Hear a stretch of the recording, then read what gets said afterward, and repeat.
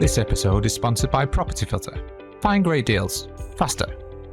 Hello and welcome to the Financial Freedom Podcast, sponsored by us at Property Portfolio Building. This podcast is designed by real people on their journey to achieving financial freedom, and we'll focus on people who've either already attained it, who are joining us on that journey, or maybe a specialist topic that can help you build your technical knowledge to achieving and maintaining that financial freedom. We hope you enjoy it. Right, welcome back to the Financial Freedom Podcast. Firstly, if you're listening to this and you have not subscribed on your platform of choice, please subscribe to our podcast if you can. We'll be very, very grateful. So today we've got a very big guest with us today. So Adam Lawrence is with us today. He's a very seasoned property entrepreneur, over 550 UK property deals, with a strong background in wealth management and building sustainable property portfolios in the UK, and building sustainable wealth through property is probably your expertise, and Adam. So great to have you. Thanks for having me. Welcome. I'm now beginning to realise, I think that seasoned means salt and pepper beard. I think that's what it means. It does mean salt and pepper in cooking. Yeah. Because I've got the same. I would class like seasoned. Mine would be salt and pepper, but I don't have enough dark hairs coming through. Yeah. Anyway, right. So that was almost an icebreaker, but we'll move on to your icebreaker just to start with. So what have you got for us today? So on the old, what's one interesting fact about you? Yep. In 2000, I was on the weakest link with Alan Robinson. Nice. Oh, the original classic. Because they don't do it. They don't do it for the general public anymore. Because they've got celebs only. The comedian Ramesh does it, doesn't he? Yeah, but it's celebs only. Yeah. And it's prime time now. When it was the old 5 o'clock on BBC Two. It's still my favourite quiz though. So when was this? And did you win or 2000? I remember they put us. There was the old days where they put you up in a hotel the night before in London. Right. And that was the night when Judith Keppel won £1 million. First person to win $1 million. Right. Oh, Who wants to be a millionaire? Yeah. So it's like, I wonder if that's a good sign. James II. That's right. That was the answer. That's the final question. Yeah. And that was by about four rounds in. I think I got voted off unfairly. I should have. Unfairly, yeah. There we go. You weren't the weakest link. You weren't political, but you were. Goodbye. Yeah. Very good. Oh, I love that. It's like the reason it's my favourite quiz is like my wife likes The Chase, but I think it's more she likes Bradley Walsh, being totally open, because it's just so like the number of questioning. There's not enough questions. It takes too long. Yeah. Whereas The Weakest Link, it's just like you're right in it. I really love it. And I still love it now. Yeah, my favourite one. Anyway. Sounds good. Right. So we just want to know a bit about your story now. So maybe a bit about your sort of childhood upbringing, schooling, education, things like that. And really importantly, your entrepreneurial property career. We want to hear a bit about that as well. Sure. So I grew up in Shirley, which is a part of Solihull, which is South Birmingham. South of Birmingham. It's not technically Birmingham. It's got its own local authority and all the rest of it.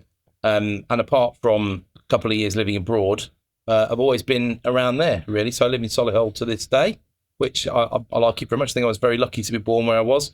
But I was much luckier, really, on probably 3 points. So one of those was I got a scholarship to go to a private school, full scholarship, which I'm not even sure you can get them anymore. So was that based on your 11 plus? That was based on, so that was from, took the exam when I was 6.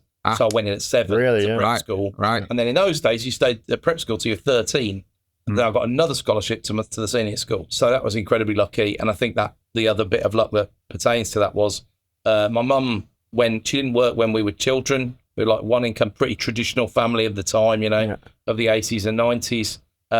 But then she did some work as a tutor once we'd grown up. So I'm pretty convinced she did a lot of tutoring of us. And also my parents are fairly sort of academically smart, both of them. So there's got to be some kind of nature that's played a part in that bit. So definitely very lucky with all of that, really. And so academically, you did quite well then as well. I was like an annoying kid at school.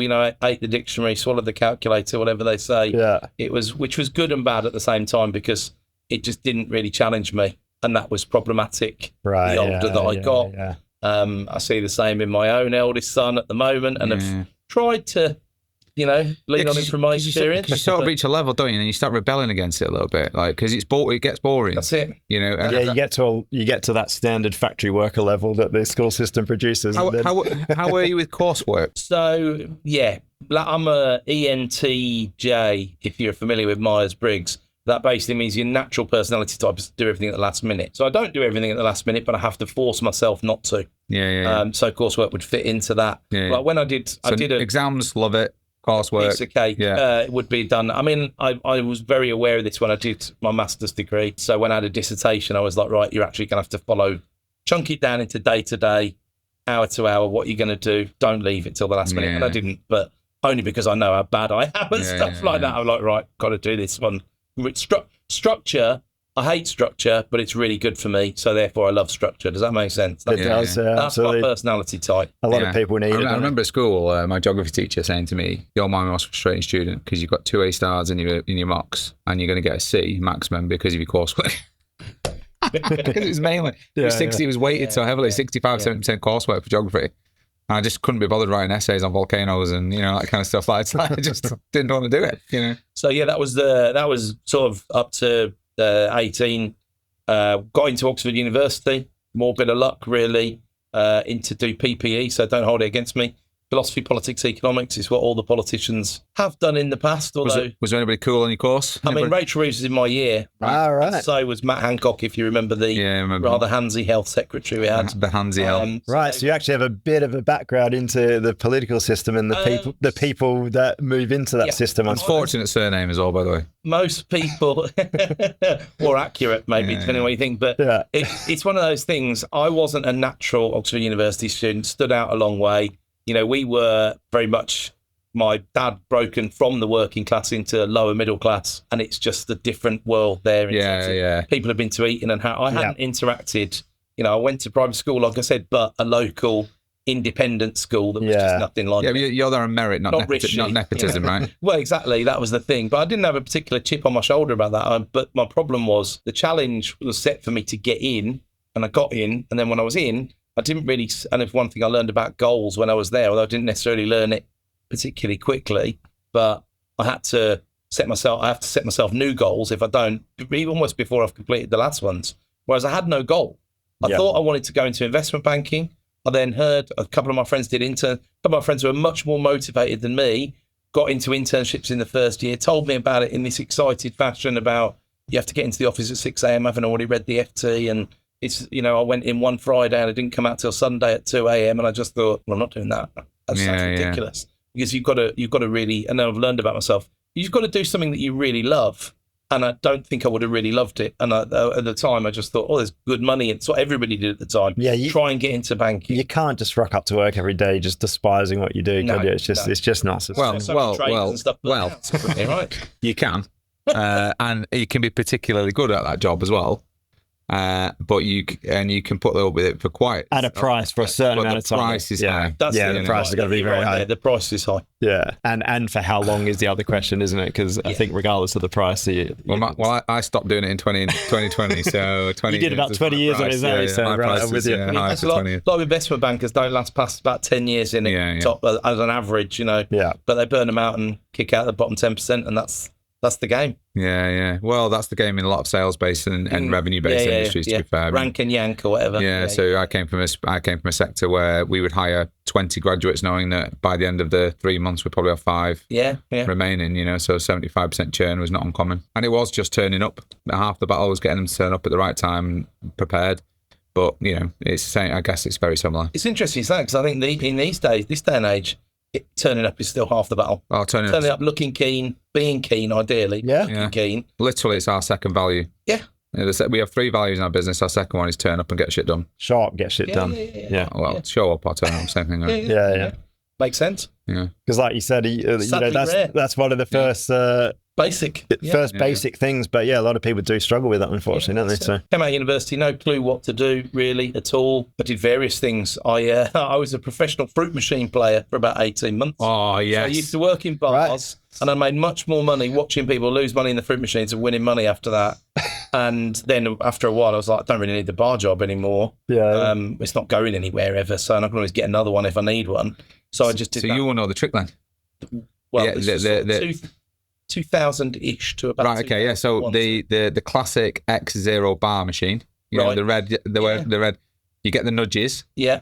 And if you don't win on the nudges, they get them auto holds. Don't use the holds. Yeah. Press go and you win. We did quite a lot of stuff that was... There you go. You're literally talking a foreign language. Yeah. Now. I've never dealt with it. The only experience I have with these machines is when I watched the In-Betweeners when I was younger, and they were playing it. Yeah, it was literally a little trick that they all had the same thing, which was it was like these classic red square with a white X, black square with a white 0, and then the bar, and it was like it just said bar, and it was in a white background. If you got nudges, because it gave you nudges so you can move the thing up and down as like a reward, and you didn't win, you just spin again. It then give you some holds so you could hold what you had. If you didn't use the hold, you just span again at one every time. Don't know why they did that, but it was like national. Yeah, anyway. Right. Yeah, there you go. So moving forward then to your property entrepreneurial career and things like that. So as part of the bar job, when I still had the bar job, I actually agreed with so I was about 23, I think. My brother was 18, 5 years younger than me. Yeah. He was working as a glass collector. I was working in the pub, and we agreed to buy a house over the bar sort of thing. Nice. And happily, this vendor was a mortgage broker. So we just said, well, as long as I can write the mortgage, I'll give you $5,000 off. And it was like walking distance from the pub. And we thought, well, this is ideal. So let's do it. So we bought it for 125 on, God goodness knows what it said on the mortgage. Because I doubt it told the truth that I earned £4.14 an hour at the time. Oh, they were great days though. He just did all of that. Very different, isn't it? Self-declaration. We lived there. We rented out a room. We did all the things that you sort of do. And then I went to Switzerland after about 2.5 years, sold out my share. And I remember we bought in at 125 and I sold out at 180. Right. How long after? So about 2.5 years. 2.5 years after. So it was a reasonably good buy, but the market was... That was just it was moving. Summer 04, which was not the worst time in the world to get out of the thing. But then I messed all that up because when I came back from Switzerland in 06, I bought a new build pretty much near the top of the market. Yeah. Right. I part-exed my partner at the time's house into it, sort of thing, which looked like a pretty good deal. But of course it did because then we were getting such a bad deal on what we were buying. But luckily, when we parted company, that was my first accidental rental. Right. Okay. So we rented it because we couldn't sell it because we were split up in 2008. Right. Just happened to notice the world had fallen apart financially. It's funny because like a lot of people think that COVID's the worst thing that's happened financially. No, not even close, is it? I'll probably say 2002, 2007. Yeah, financial crisis. You couldn't sell stuff. We had all the tricks in the book that I didn't know were tricks at the time. They over-instructed on us to get the instruction and then said, well, you're probably going to have to drop this like 40, 50 grand. And it's like, there's not that much money in it. You know, we've lost everything we put in. So we weren't keen to sell, rented it. The agent bribed us to rent it, basically. They said, well, we won't let you can't come out your 26-week lockout, whatever we'd signed, without realising, unless you let us rent it. So we did, but then they charged me enough to change a washing machine drum at one point, bearing in mind it was only about 4 years old, that would have bought a new washing machine. I just thought, well, I'm not having this, so we'll just do it ourselves. Which meant I did it myself. So started being a landlord in sort of 20. It's a good point. If you're selling a property, you've got to look at that lock-in clause.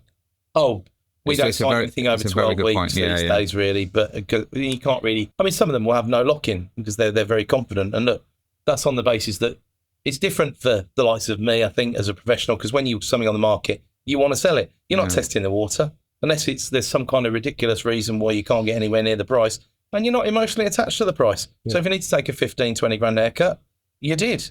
Remember the ones we're sold over asking, it balances out. Yes, I learned my lessons on that one, luckily, certainly on new build. Nice, big learning. Never bought another new build after that. For multiple reasons, and I'm not sorry. Luckily, I learned it by working for a business that was selling those sort of properties and thought, I'm not going to buy one of them, that's for sure. Always better to learn it off somebody else's mistakes rather than your own. Yeah, it's funny, isn't it? You're better as the seller of a new build than the buyer. Whereas it can be very much the opposite. If you can be better as the seller, the buyer of an existing. Especially when there's problems to sort out, right? That's the whole thing. Yeah, 100%. Right, so we're on the Financial Freedom Podcast. So we always like to know what financial freedom means to our guests, their definition, sort of where you are on that journey, and what sort of strategies and asset classes you've done to potentially try and achieve your financial freedom. Yeah, it's such an interesting question, isn't it? Because I think there's a saying, isn't there, something like being rich is when you can live off the interest. And I'm not there yet, mostly because my money's in property apart from anything else. And I do. Right. So explain that to me, because there'll be people going, what does he mean by that? Well, if you live off the interest, what about inflation and things like that? And especially, I mean, when inflation's really high as well. Inflation less than over the last 5 years, right? The report is 3.8% or something like that at the moment. That's CPI, isn't it? That's CPI, which is the lowest. It's going to be way lower than that. It is. So if you're living off the interest, your capital is basically staying still, aka going backwards. So the point is the interest off the interest. Well, if you can live off the second differential or whatever you want to call that, you've got a lot. But you're going into the tens of millions categories to be able to do that, really. So very interesting. That's a different definition than we've had. We do get lots of different definitions, by the way, and that's the point. Many, and I've never heard that one used, and I thought I heard it somewhere, and I thought, I quite like that. It's a good one because I like because we get obviously money from property. Yeah, we reinvest it into new property. Yeah. Which then gives us more interest on that. Yeah. So we've got our interest then put into a property that then gives you more interest. And if you keep doing that, because I was saying to Tim, sometimes I feel really skint, so that's because there's always money coming in, going out. There's anyone in property who doesn't understand that, they're not trying hard enough. Yeah, exactly. Yeah, like they're not buying enough deals. We're just going to have an agreement that for 1 year, we're just going to stop, see what happens, see what comes back to us. Yeah. And at that point, we'll be able to judge. I've said that a couple of times and it hasn't happened. No, of course not. It doesn't happen, does it? There's always another deal, right? Are you going to turn it down when it comes to the thing, Very much so. That's my take on financial. No, I like that. I really like that. That's really good. So the strategies you've adopted and the asset classes you invest in and things like that, do you want to talk a bit about them? Yeah, sure. I mean, I'm overweight, not just, generally, but in property, definitely overbalanced in terms of property. I have some stock market exposure. I used to work, when I was in Switzerland, I was working as a wealth manager. So I've got a pretty good understanding of, they were miles ahead of where the UK in terms of passive funds and things like that and diversification. That's where I learned all about. I had no clue when I went out there about that stuff. So obviously within tax wrappers and things like that to balance things out, and or that's, let's call it proper passive income maybe, or you still got to rebalance things occasionally and things like that. Minimal work, isn't it? Yeah, steered clear of crypto as a general rule. Completely. Yeah, mostly because I don't see the utility, and I'm so keen on property because the utility, I think people are bad, in my experience, people are not good at understanding risk-adjusted returns. And I got involved in housing because everyone was going to need a roof over their head, and I couldn't see. It's very clear what the use is, isn't it? Exactly, yeah. And the utility is huge. And so when you think about any business where there's a commodity, not that housing, I understand this upsets some people talking about housing as a commodity, but ultimately it is. If you can buy in the wholesale or the trade market and sell at the retail price, there should be a profit in there. Absolutely. And the utility of crypto, in my opinion, and the reason why Bitcoin is done so well. And I know there's going to be people who can argue until the nth degree that I am wrong, right?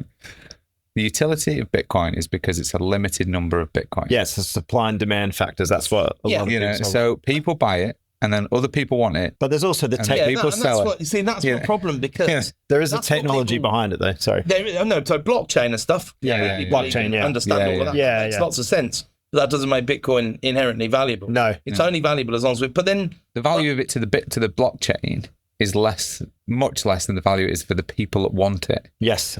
Currently this time. And this is the problem, though. This is what they call castles in the sky, right? You're getting this at the moment, I think, possibly in some of the stock markets in the world, where people are like, it looks expensive. But then what else can you do with the money? And tomorrow it'll probably have gone up. Yeah. This is not a good way to value stuff, in my opinion. And it's gone wrong in the past in various... But having said that, people have been saying the stock market's overvalued for 2 years, and it's still chunking along. Keeps going up. With the S&P still keeps going up, doesn't it? It keeps... The thing I always think about the stock market as well, right? So if I look at it holistically, if I went back to... And it might just have been my ignorance. It might have been my ignorance. But the companies that were the leaders on the stock market, I would not know the names of the CEOs 15 years ago, necessarily. Okay. Right. The ones that are the leaders now, I knew maybe Bill Gates. Yeah. Now, if you look at the stock market, you can pretty much name Sam Altman, Jeff Bezos, people like that. So if you look at Nvidia or Google or Mark, exactly, or Facebook or Meta, what they're called, or that's because those people have personal brands as well.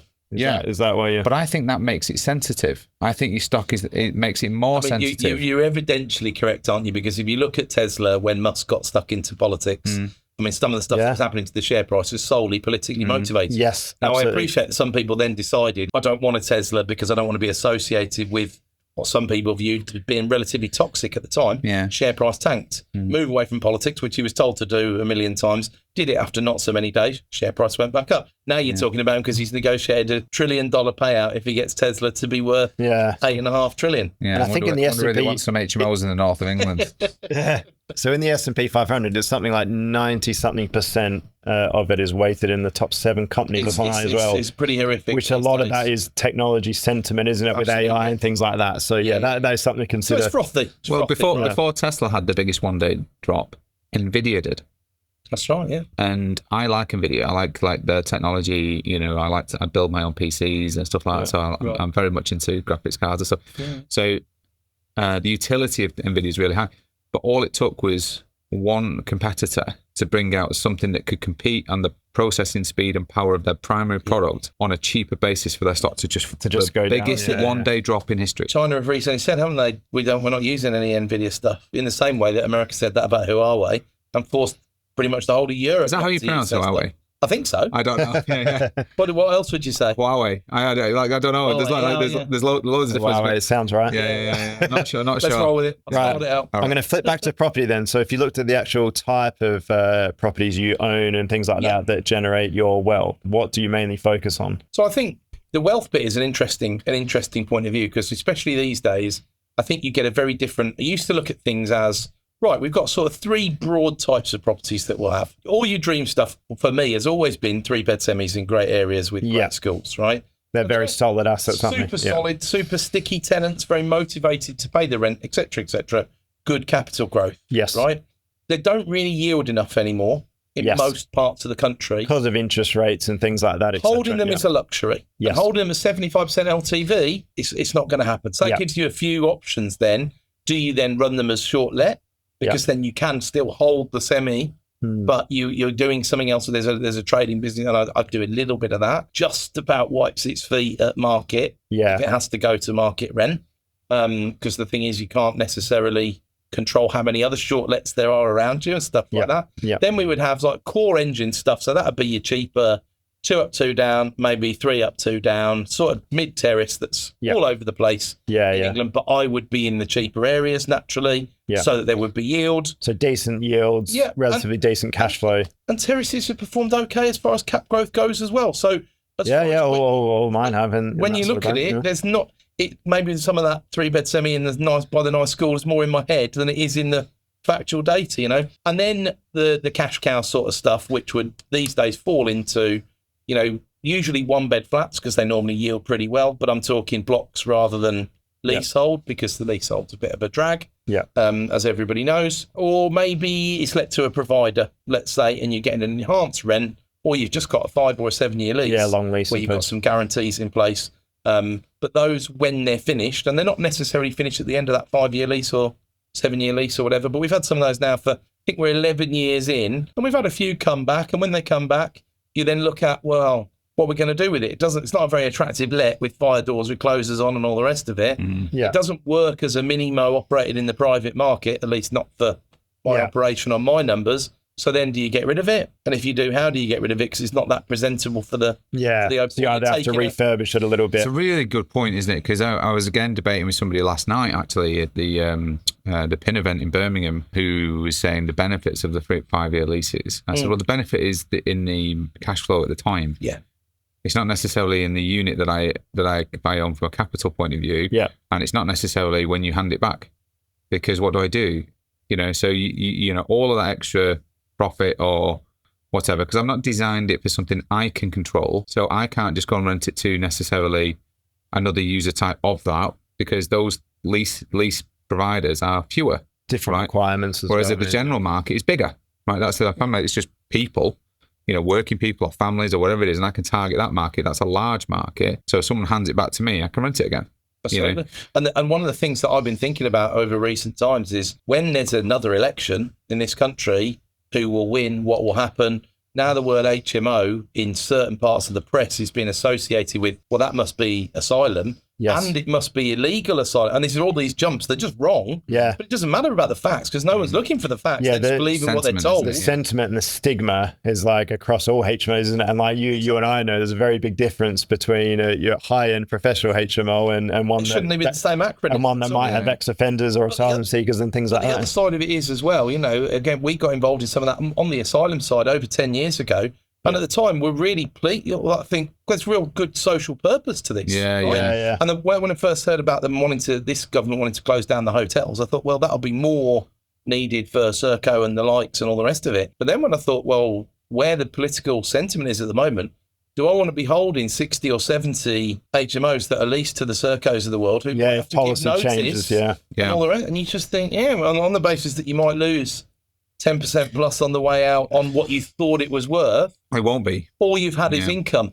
So that's why I picked up the word wealth. Yeah. Because the wealth really would come from your 3-bed semis and the stuff that can trade. They're sort of indestructible in a way, aren't they? Because they're always going to be needed. The utility is super high. Yeah.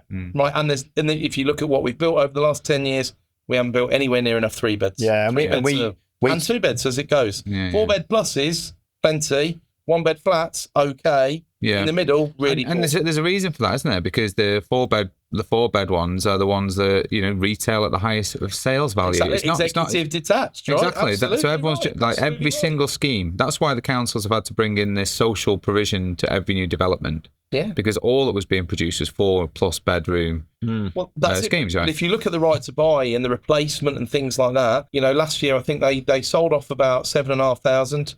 They replaced about half of those, and replacement doesn't mean they built 3,750. 60% of the replacements were buybacks, and they sell for every one they sell, they replace with one less bedroom. Is roughly how it breaks down when you look at the data. So it's all hidden in the lanes like it always is. But the 4-bed, your 4+ bed social, or even your 3+ bed social homes are just evaporated, and the waiting lists are massive, horrific. Yeah. So there's a really smart move there, then, isn't there? Which is, can you add that 3rd bedroom?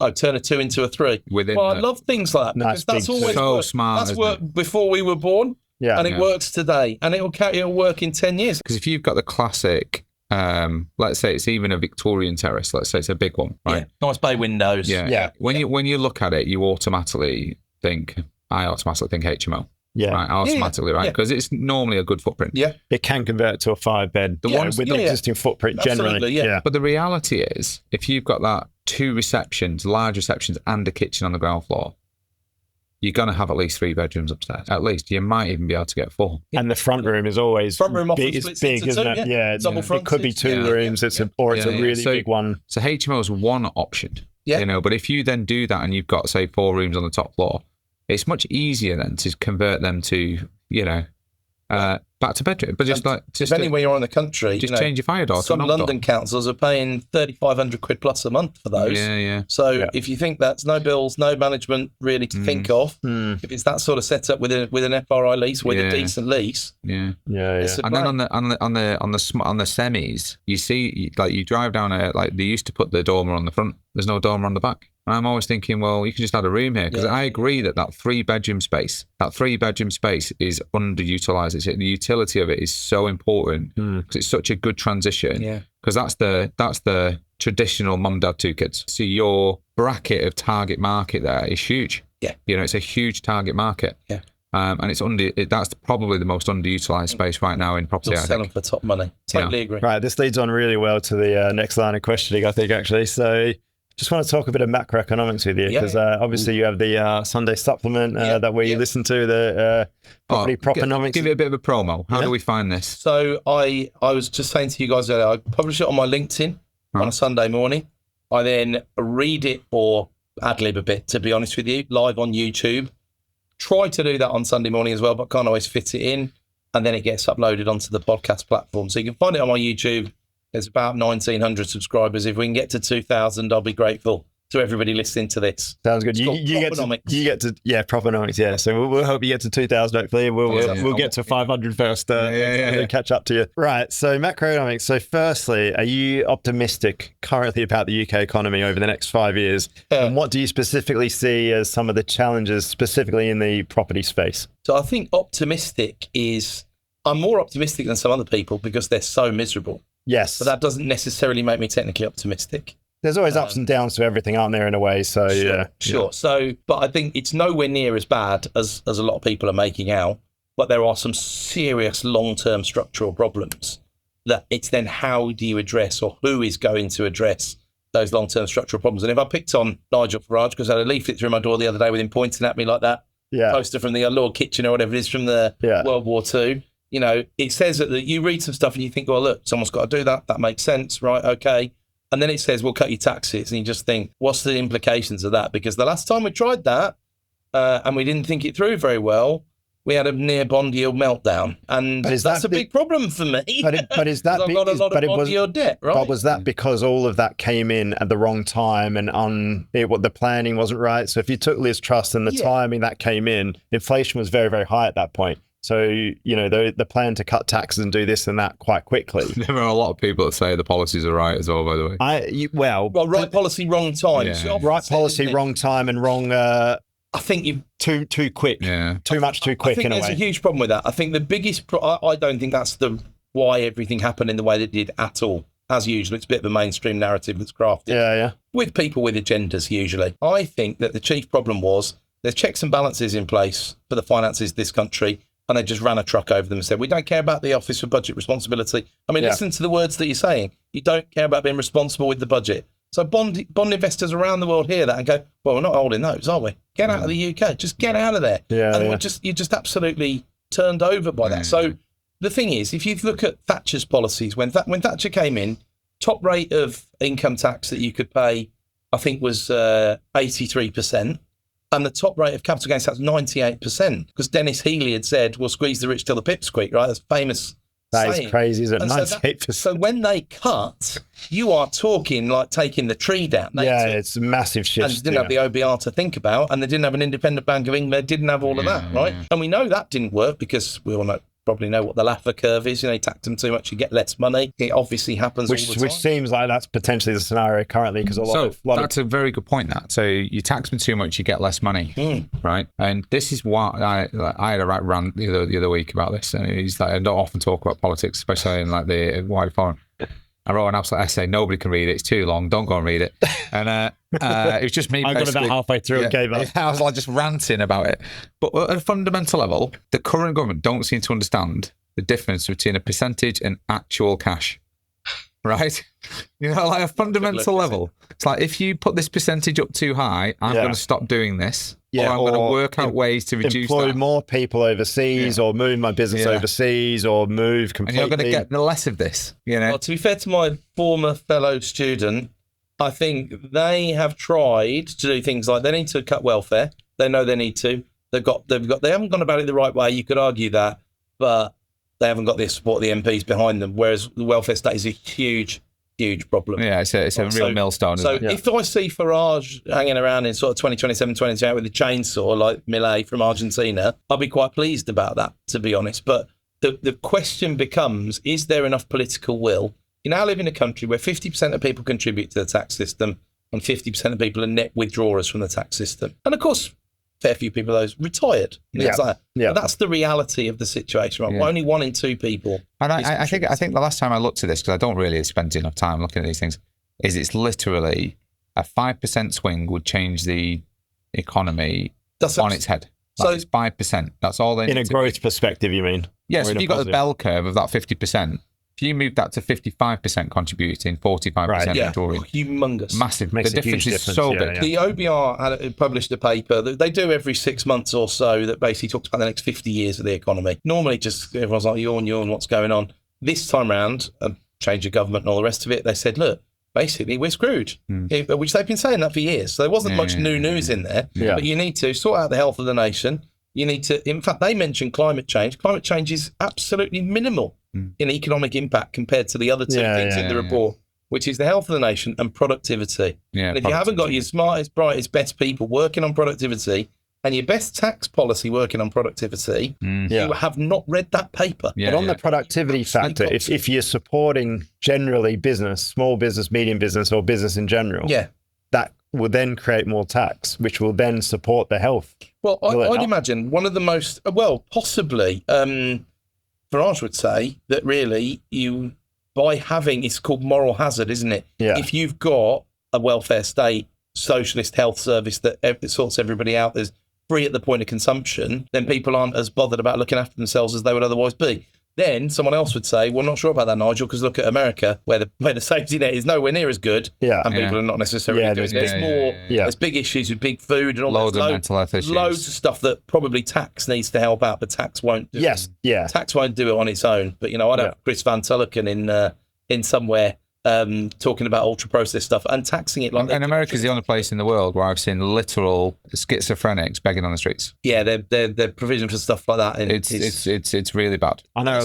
When I lived in New York, my eyes were opened wide when I was living there. But in Hong Kong, in some of the social housing, outside the social housing, people live in cages. Even in France, when we say, well, these hotels and all the rest of it, but they're in tents in France. We can do that if that's what we want to do. Yeah. If that's what you're right. There's always another alternative that. But it comes down to productivity, right? So productivity is directly related to the percent and the actual, right? Well, there's multiple ways of measuring it, but not at the simplest level. You're looking at cost of output, cost of input, right? So let me give you a very simple analogy. Very simple analogy, right? Yeah. Which is our business is now spending more on our finance department to be able to be more economically aligned to reduce the amount of, let's say, tax that perhaps we would have paid that we shouldn't have paid. Yeah. Right? Yeah. Because we're not as focused on growth. Yeah. We're focused on saving. Yeah. Right?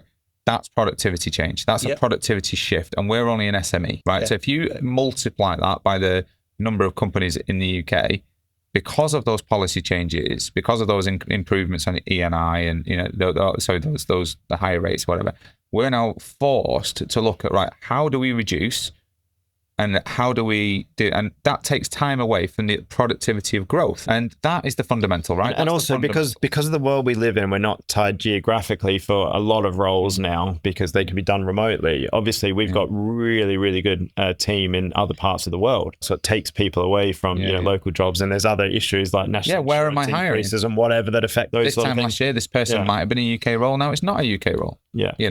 What am I buying? This time last year, I might have taken a punt on that property and now not taking a punt on that property. Absolutely right. And that's what the 5% stamp does. It prices deals out as well. That would have worked at 3%, doesn't work at 5%. Well, vendor can't take the simple project off. What do you do? The bread and butter projects that we do for, say, clients to convert like a terrace to a 5 or 6 bed HMO, because of the combination of stamp duty, inflation, and still a bit of price growth. Yeah.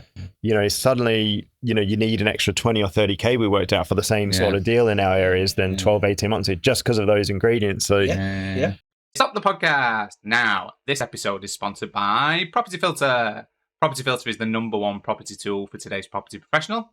It brings in all the data points and sources from all the property portals and auction sites into one convenient place. Then you have the option to overlay all the clever strategies found in the Property Filter blueprint to find motivated sellers faster. Now, we use it on a daily basis. It saves us over 80% of our time when looking for properties.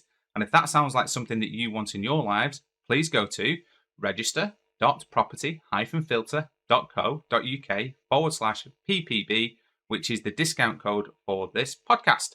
You will get 2 weeks free and a discount on your first month. That's it from me. Back to the podcast. The sentiment is right, which I think the sentiment is right. And I'm a property investor, right? So for me to say this, which is people shouldn't be able to just profit from property. They should have to do something, right? But the problem is, if you're a first-time buyer, the most commonly bought property is either a very small semi-detached or a terrace, right? For a first-time buyer. If that needs work, what do? If you're a first-time buyer, 25 years old, let's say, in fact, looking at me, I've only got my money for my deposit, right? So if I've got one of those, it's been empty for a year, it needs all this work. It's unmortgageable. Quite often, mortgage. or you're told it is anyway. Yeah, it needs to be in pretty good condition. Or even if it is mortgageable, but it needs loads of work, a mortgageable because it's got an old kitchen bathroom. I don't have the money to do that. It's one of the reasons why the 1.2 million empty homes in England, you constantly attack people who flip property over the years. Yeah. Flippers used to be around loads, right? 10 years ago. Yeah. Very few people flip trading. Sure. Traders when they can get the really the traditional deals, flip to refurb and make money is a lot more difficult. And now they've squeezed the renovators to rent. Yeah. So you've squeezed the flippers, you've squeezed the renovators to rent. You're complaining about there not being enough homes. And there's 1.2 million empty and I'm in England. thinking, maybe incentivise the people who do the renovations and the people who do the rental. Right. Well, this is like... So what was let's just go to your question then that you said you were going to ask Adam before. I think we've probably answered it. Right. Oh, yeah. So yeah, macroeconomics, right. You are a student of this, so I'm not really. So I'm listening to you and I'm asking questions. I find it really interesting. This is probably why I don't, because I'll just get too deep in it. Do you know what I mean? I can see myself doing it. I don't. We can always talk about it from our perspectives and things like that. That's the key thing, isn't it? All right. So let's just say I've conquered the UK, right? I'm now in charge. Yeah. I give you the keys to the castle. Yeah. Adam, what do we do? Well, I think you've got to do a number of things, really. You've got to have a go at the welfare state one way or another, including things like getting rid of the triple lock. Dead unpopular. People have been saying it for years. Totally unsustainable, right? So you've got to do that, and you'd be much better to do that than get rid of the winter fuel payment, for example, right? Big mistake. But that doesn't mean pensions aren't going to go up every year. Sorry, explain to me what the triple lock is. So the triple lock is what guarantees pensioners a rise of the best of 2.5%. Right. CPI or average wage growth. So they're getting 4.7% next year, pensioners. Right. And the cost of that is gigantic. And it's all factored into this. Then what that does in reality is it just by a little bit, it puts up the cost of debt to the whole of the country. And then it has a knock-on effect, right? So you've got to get rid of the triple lock. And on that, if you wonder why, because I was born in 1980 and I at 1980 thought I could retire at 62. It's now 68. Yeah. It's going to be 70 before I retire. And that is why... Well, this is why you're not going to give me the keys to the castle, because I'm going to tell you, by the end of the century, that needs to be 75. Yeah. But we've approached that whole thing in the wrong way. Because when it was first introduced, the average lifespan for a pensioner was 2 years. And now it's like 14 years. Yeah, it is. 13 years. It's just getting longer and longer, isn't it? Right? And so you're paying 6.5 times as much as you were. It just can't work. Final salary schemes in the public sector have got to go. I would be the guy with the chainsaw saying these things have got to go. Certain things I would be introducing things in the health service, probably a bit more draconian than a tenner if you miss an appointment and things like that. But not as much can be free at the point of consumption as it is. Yeah.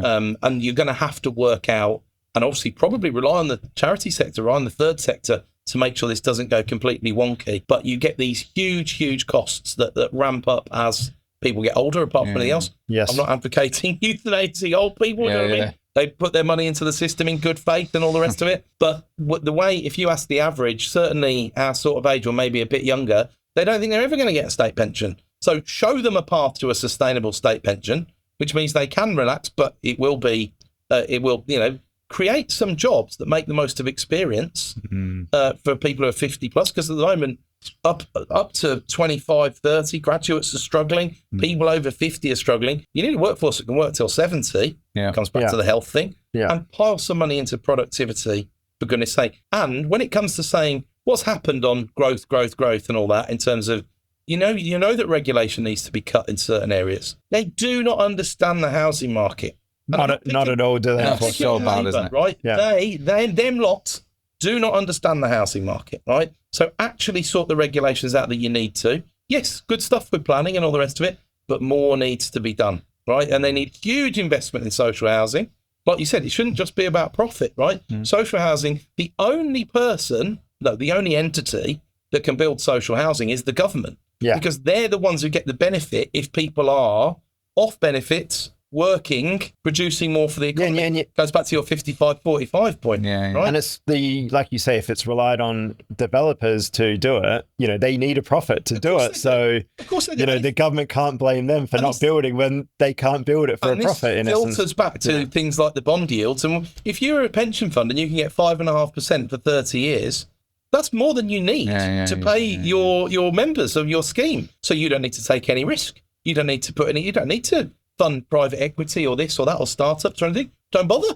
You might do a little bit, but you're not going to bother. So there's a huge impact I would give the Bank of England the brief of managing the bond yields adequately, whether that required to change the way you issue the debt. It gets pretty technical around all of that. Yeah. But Farage says you can save 40 billion a year by not paying the commercial banks interest on the savings they have at the Bank of England, that they have to have by law, right? They've got to keep money on deposit.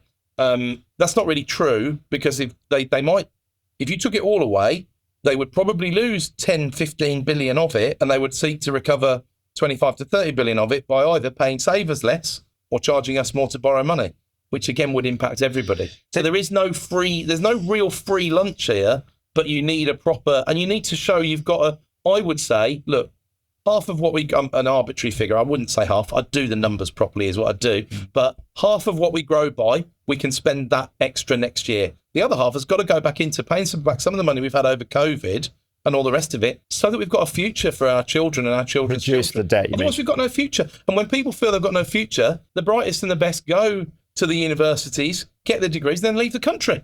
And that's what you're seeing happen. It's not really the millionaires and stuff that I worry about too much, because all of that's, I think, a bit blown out of proportion. It's the next generation who are going to be taxpayers for 50 years. Right. So that's also the opportunity loss in a way, isn't it? So if you've got a young, bright person who can bring a lot of benefit economically to the economy, and they, like you said, are just going to Dubai or whatever, Portugal, whatever it is. To be a doctor in Canada, whatever. Doctor in Canada, exactly. So it's the opportunity cost of missing out of that person and their benefit in the country. And you subsidise their degree, because the medical degrees cost more than they charge. And the whole way so it ends up being a net worse result to the country. The whole way we charge for university is wrong anyway, and they've put too many chips in trying to put people everybody into university. Massive mistake. Tony Blair's arguably biggest mistake. Yeah. Right. So, I want to flip similar topic, but renters' right bill. What effect do you think that's going to have on the property space and the economy generally? I mean, I think it depends on how many people you think really understand it at the moment. They're probably far fewer than you might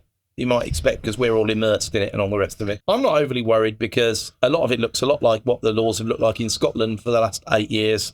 Got a reasonable portfolio of properties in Scotland. I can tell you it doesn't behave any differently from England. If anything, no major differences. The system's a bit fair. I mean, the technicals are there. There's no Section 21. That's been Section 21 for years. But if you want to sell it, you can sell it. It's a political thing, that. It's totally in my opinion. Yeah. Because Section 21 is so flawed anyway, right? I think this is it all comes down to the courts and things like that. Yeah, it's such a flawed process. I mean, now you've taken over in your coup, right? You'll understand this. But what happens is people tell you don't know, so they tell you, and then you have a choice whether to believe them or not. So they're telling you Section 21 is causing homelessness. And you're going, oh, okay, so we just get rid of Section 21, it won't be a problem. Well, no, what you need to know is how many Section 21s are issued because it's the least line of resistance, and how many will become rent arrears evictions, for example, and what then? So it'll take them 3 years to realise they've messed that up, and by that point they'll be either out of government or they'll just about hold on for another term because Andy Burnham will be in charge. So. The reason for homelessness is almost entirely the finance sector, in my opinion. Well, because if you get bad credit, as an example, and you snowball from that position, you are on the path towards homelessness. This is where two-tier society kicks in, right? Yeah, if you have bad mental health and you don't get treatment because you can't get appointments and that kind of thing, you're on the road, and it's almost entirely tied in together. So, like, as a typical example right now, rather than getting ready to Section 21, what they should be doing is saying to the local authorities, stop telling people that can't afford to pay their debts to stay in their houses. Yeah, and then they get CCJs. Because then they get CCJs, they get bailiffs, they can't pay or take it away, turning up at their doors, and then they can't get future credit, they can't get future mortgages, they can't get future tenancies because everyone does credit checks these days. And all of a sudden you stood there going, well, I now need the council to house me. And if you're not on one of the really specific lists of we can only house this criteria people, then what do you do? Well, most local authorities break the law every day and no one holds them to account for it. That's just one example. And the problem is in the system. Do you mean when they tell tenants to stay in a property? That's one way. When they're not paying the rent. Their statutory duties. But they can't. You're not supposed to be in a B&B for more than 6 weeks. It's not working. Labour accept that. But the only way to get around it is to take units out of the private rental sector and use them as temporary accommodation. And then you go back to what we already talked about, which is your 3 beds and your 4 beds, the waiting lists are 5+ years long. So it's not temporary accommodation. Well, someone's going to be in there for 10 years. If you look at nowhere for them to go. If you look at what is one of the main causes of stress and mental health problems in the UK, it's financial. Oh, absolutely. Finance, yeah. And it's kind of like a rocket in the last few years. Yeah, and so financial education and helping people stay financially healthy, it should be a real priority. And there's no one talking about that. 100%. And they don't do it at school anywhere near as it's horrific like that. Well, Tim's wrote a book. So, I was going to say there's some good books out there called quick lessons for the real world, what they don't teach you in school. And that does give you some basic financial education. We've done an episode. And we did do an episode on it. Makes Great. sense. Thanks for the plug, guys. Right, we're gonna move away from this now and go. I want to talk about joint venture ships because I believe back to property. Back to property. So I believe you've done quite a few deals over the years, Sure have. and you've entered into quite a few JVs. So I just want to know, like, what advice would you give to our listeners who are considering joint venture partnerships and getting partnerships with people? What should they do? What should they look out for? And how should they maybe structure those sort of partnerships? Just before you answer the questions, or we just mind building the authority here, because we haven't actually asked Adam how many property deals he's done. So you mentioned 550 plus at the start, didn't you? That's a little bit out of date what's given you. So we're in sort of heading towards 900 now. All right, okay. Done. So, and almost all of those are exclusively in JV structures. Right. Okay, I've great. done all sorts of different JVs. Not all of them have been perfect by any stretch of the imagination. No. And as I've gained more experience in various things, I've needed partners that have different skill sets apart from anything else, or have just got cash and are silent partners who either usually fit into the camp of being a nightmare or being really, really good to work with. And obviously trying to work with the latter there. But I think you need to think about it you really need to think about it like a relationship and almost like a marriage. 100%. Yeah. You're linking together your personal credit files and things like that. Yes. Potentially, you're on the hook for the whole. Most lenders will put you on the hook for the whole debt. Now, it's not so dangerous when you're talking about stuff that you're holding on to, because normally, even if you owe 75%, the vast majority of that will come back, even if the receivers are in. And you don't want the receivers to be in. If it ever comes to that, you want to try and keep control of assets.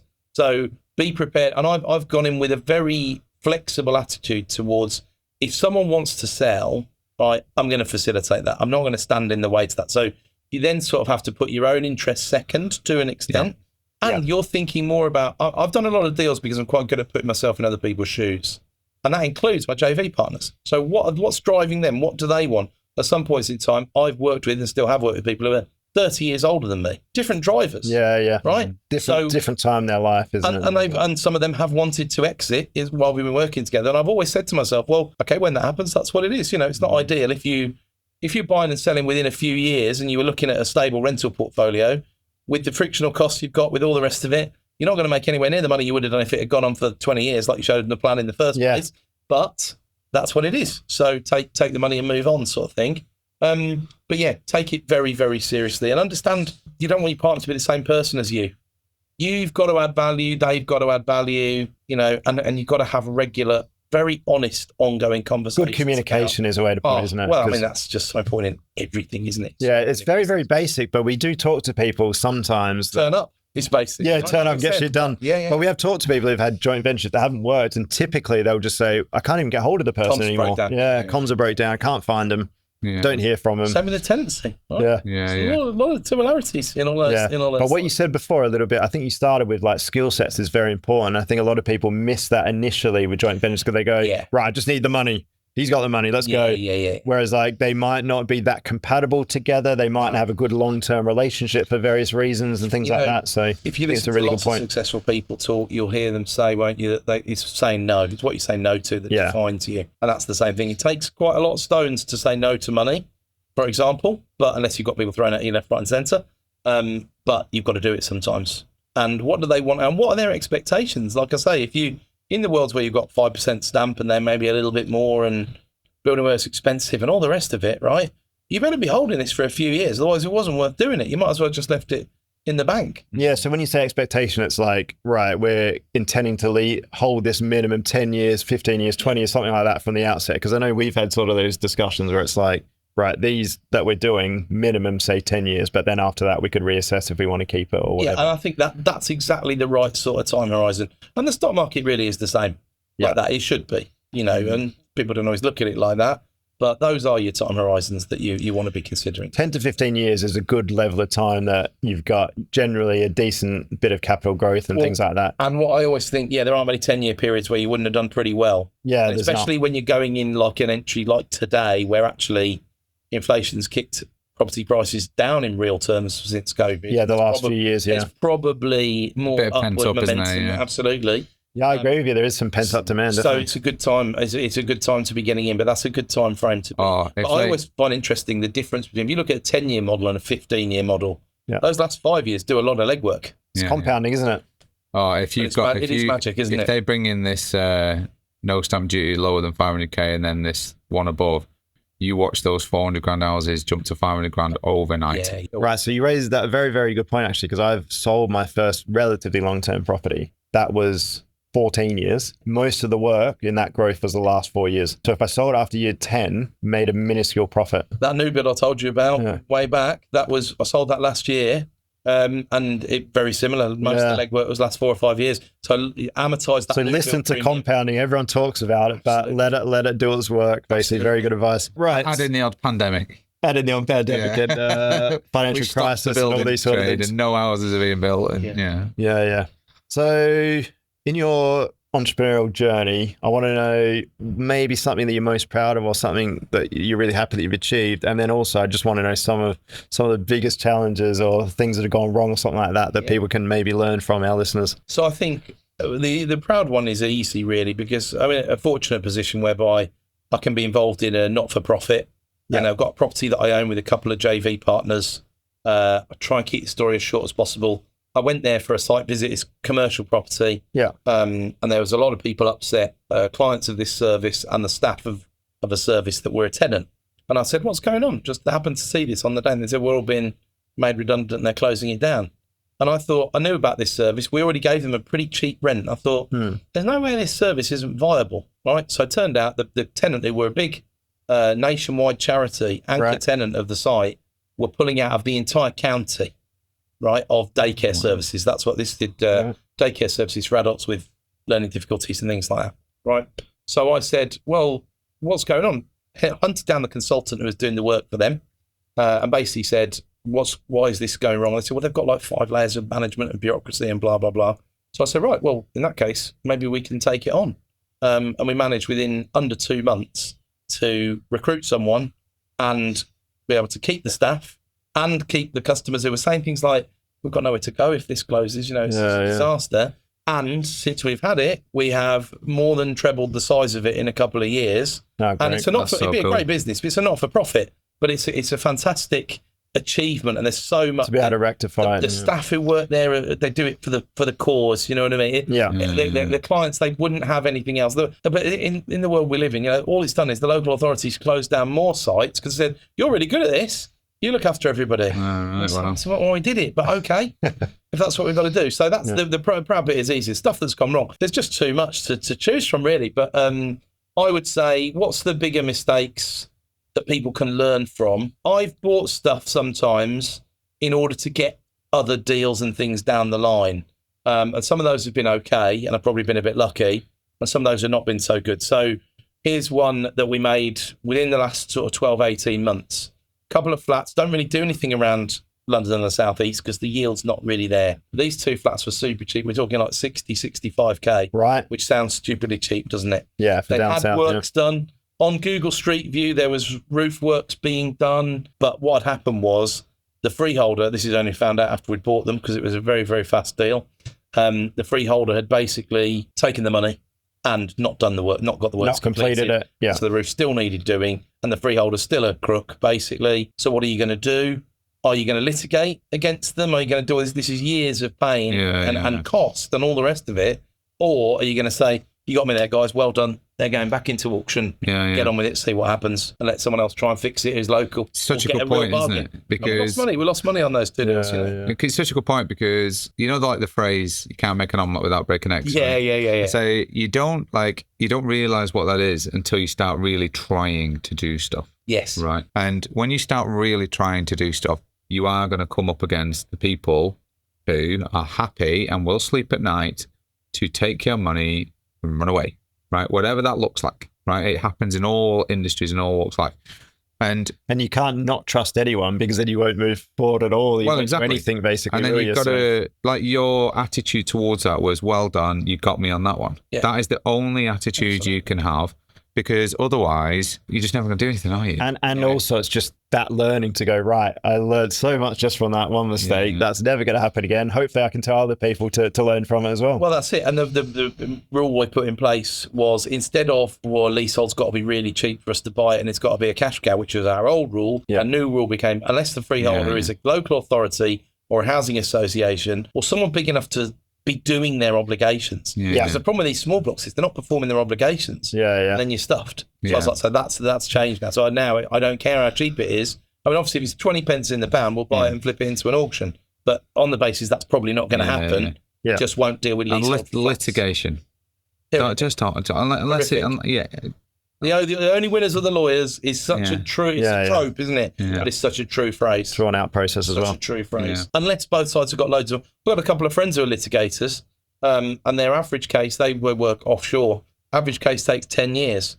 But the average net worth of either side of the equation is $100 million plus. So they've got the money to do it. They say most of it is not really about money anyway. It's more about principle and winning the game. Winning the battle or the ego associated. Yes, average case. That is crazy. Well, it sucks. It's going to suck 10 years of your life. There's a great program called Robbie's War about Robbie Chenguiz, if you've ever heard of him. Him and his brother going to court, and it just ruined his life. You ever think about suing anyone? Go and watch Robbie's War. That's the advice I give them, man. Genuinely. Yes. Player. So what you're saying, it's not worth it, basically. Usually not. Usually not. So we're fairly big on that education and things that you'll learn, especially when you're younger and things like that. Obviously, we talked about the school system not necessarily teaching you about business, property, and entrepreneurship. So I just want to know, what's one bit of advice or a key bit of advice that you got, the best one that you've got to take forward in your life, and then maybe what's maybe 3 top tips for our listeners on some advice you can give them with all the success you've had. Sure. So I do think the old, if you do what you love, you never work a day in your life, is true.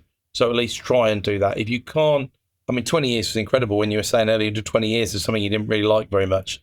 I think the way society is these days as well, I think that's kind of trained out of people. It was fear driven. There's a lot. Yeah.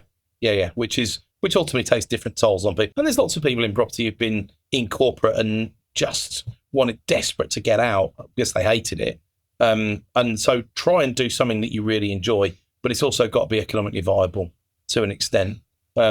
Understand you're trading time for money. Don't have a chip on your shoulder about it. If you want something else, that all the figures show, if you want more, work longer hours, travel more to go where to work, take more risk, work out which of those, do all 3, and you make loads of money. But you've obviously got to turn up within the confines of all of that. But turning up, you see all around you, all the people. Turn up and just taking action, literally, isn't it? Just doing what you want to do. I'm a relative rarity in that I went to Oxford University and I still chose the property path, whereas most people either didn't necessarily go to university or didn't go to a top tier university. It doesn't matter. No, it makes no difference whatsoever.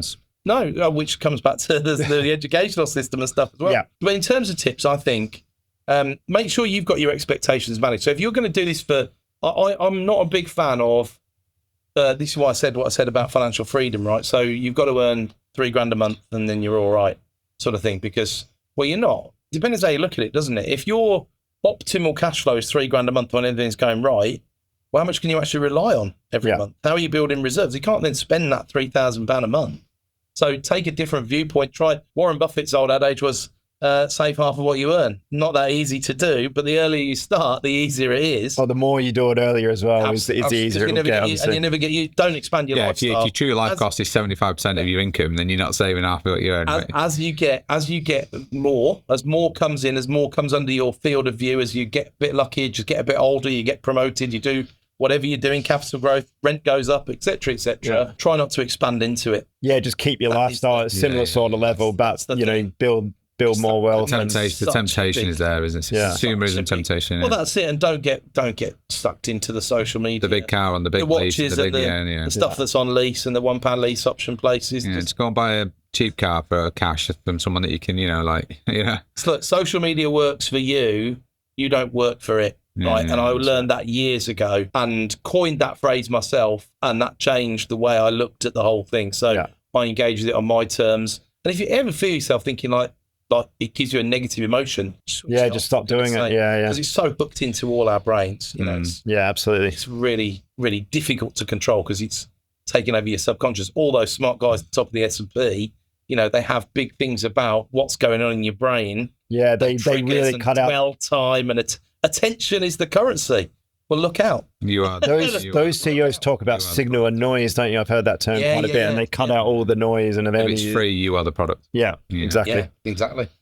So hopefully that's some useful stuff in there. That's great. Yeah, very good. Yeah, thanks very much. Right, so we asked you to bring some questions for us as well. I did. You did. Sorry.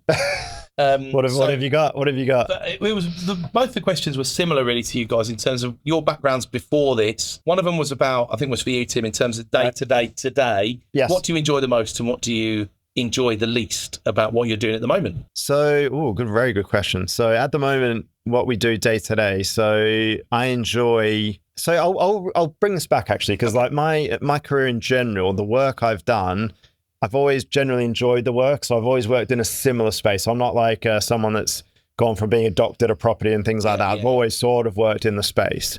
So to a certain extent, I've enjoyed most of my roles.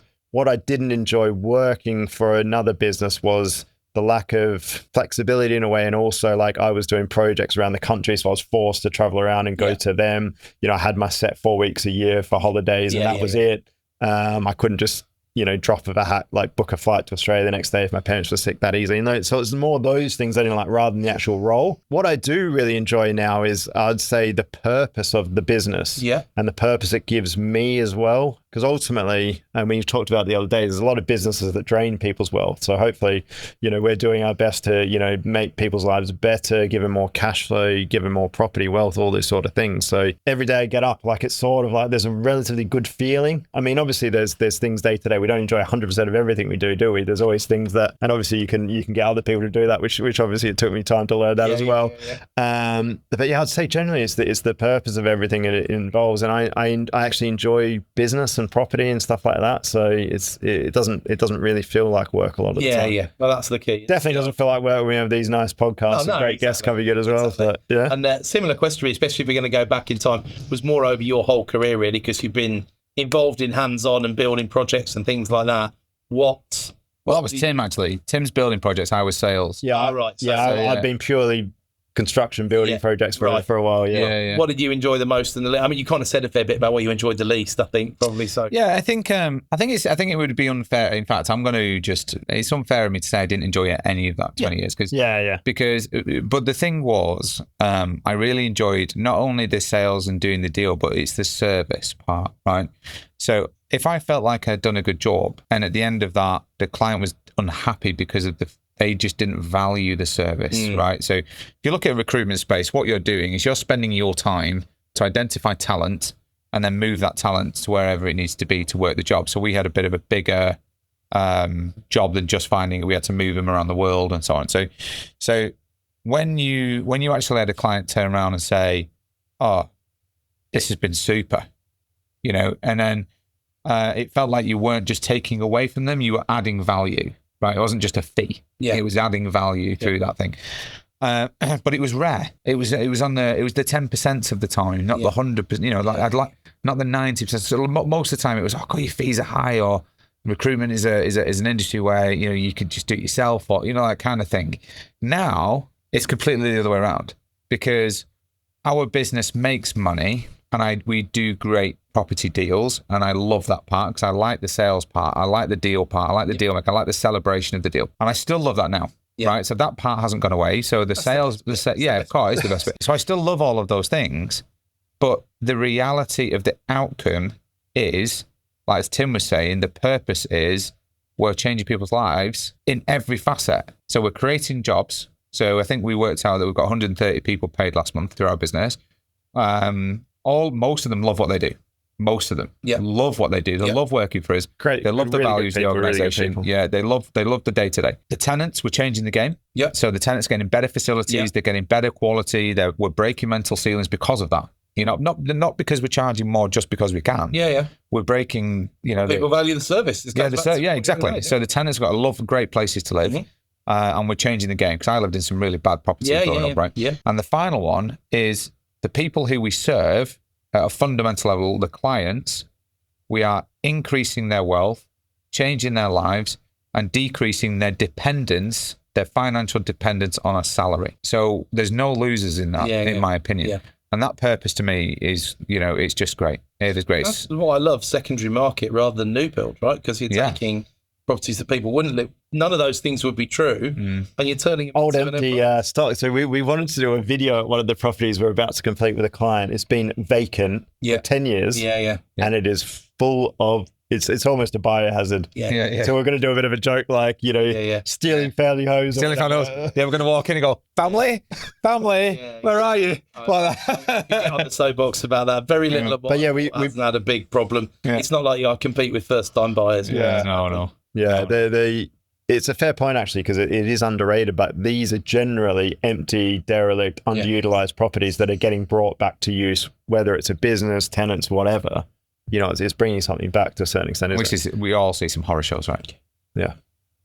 Cool. Great. I think that's amazing. Thank you so much for coming in. I think our guests will agree they get lots and lots of value out of you coming on board. So thanks very much. No, thanks for having me. And just to remind everyone, if you have not subscribed, please subscribe to your platform of choice. And until the next one.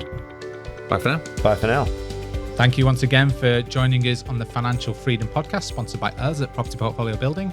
If you want to get in touch with us about today's podcast or any of the learning topics that we've gone through today, you can email us at podcast@invest-proc.co.uk or get in touch with us with whichever your social media platform of choice is. If you think you would add value to us as a guest on this podcast, you can please get in touch and let us know what you would be able to talk to us about. Other than that, we wish you well on your financial freedom journeys. And once again, thank you for joining us, and we'll see you on the next one.